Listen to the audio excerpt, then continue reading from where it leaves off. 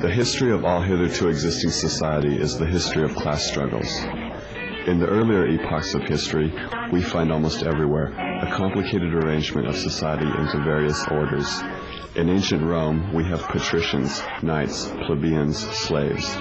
In the Middle Ages, feudal lords, vassals, guildmasters, journeymen, apprentices, serfs. Our epoch, the epoch of the bourgeoisie, possesses, however, this distinctive feature. It has simplified class antagonisms. Society as a whole is more and more splitting up into two great hostile camps, into two great classes directly facing each other, bourgeoisie and proletariat.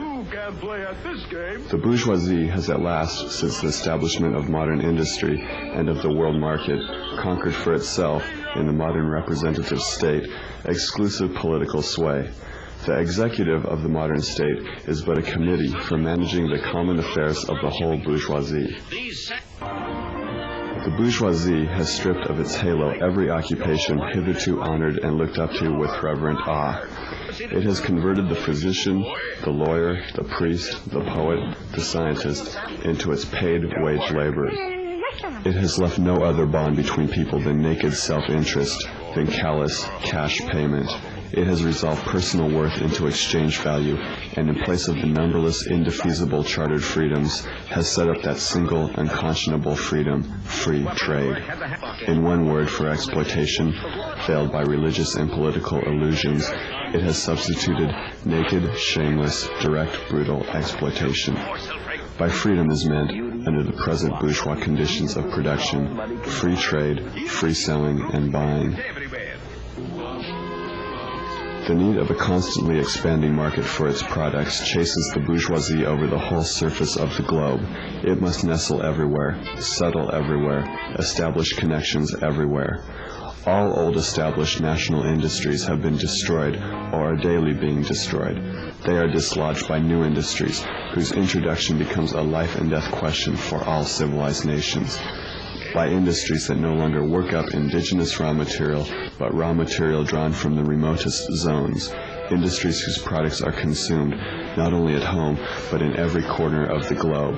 In place of the old wants, satisfied by the production of the country, we find new wants, requiring for their satisfaction the products of distant lands and climes. It compels all nations on pain of extinction to adopt the bourgeois mode of production. It compels them to introduce what it calls civilization into their midst, i.e., to become bourgeois themselves.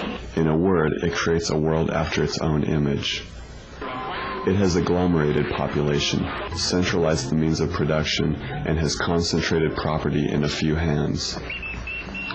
Subjection of nature's forces to man, machinery, application of chemistry to industry and agriculture, steam navigation, railways, electric telegraphs, clearing of whole continents for cultivation, canalization of rivers. What earlier century had even a presentiment that such productive forces slumbered in the lap of social labor? Modern bourgeois society, with its relations of production, of exchange, and of property, a society that has conjured up such gigantic means of production and of exchange, is like the sorcerer who is no longer able to control the powers of the netherworld whom he has called up by his spells. In these crises there breaks out an epidemic that in all earlier epochs would have seemed an absurdity, the epidemic of overproduction. And how does the bourgeois get over these crises? On the one hand, by enforced destruction of a mass of productive forces, on the other, by the conquest of new markets and by the more thorough exploitation of the old ones. The various interests and conditions of life within the ranks of the proletariat are more and more equalized in proportion as machinery obliterates all distinctions of labor and nearly everywhere reduces wages to the same low level. The proletarian movement is a self-conscious, independent movement of the immense majority, in the interests of the immense majority.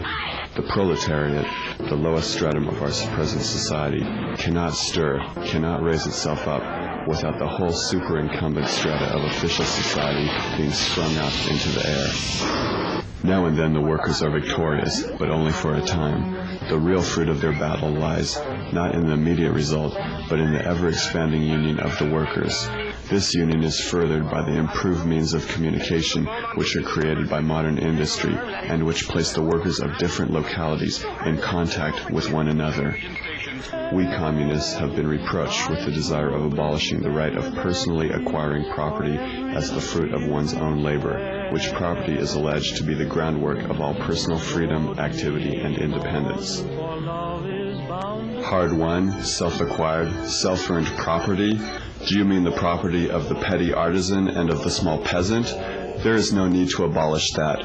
The development of industry has to a great extent already destroyed it, and is still destroying it daily. You are horrified at our intending to do away with private property, but in your existing society, private property is already done away with for 9/10 of the population. Its existence for the few is solely due to its non-existence in the hands of the 9/10. Communism deprives no one of the power to appropriate the products of society. All that it does is to deprive him of the power to subjugate the labor of others by means of such appropriation. The bourgeois claptrap about the family and education, about the haloed co-relation of parent and child, becomes all the more disgusting the more, by the action of modern industry, all family ties among the proletarians are torn asunder, and their children are transformed into simple articles of commerce and instruments of labor. The bourgeoisie has torn away from the family its sentimental veil, and has reduced the family relation to a mere money relation.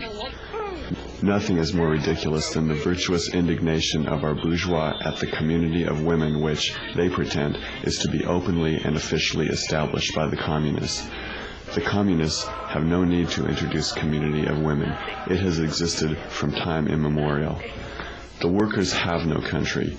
We cannot take from them what they have not got. Political power, properly so called, is merely the organized power of one class for oppressing another. In place of the old bourgeois society, with its classes and class antagonisms, we shall have an association in which the free development of each is the condition for the free development of all.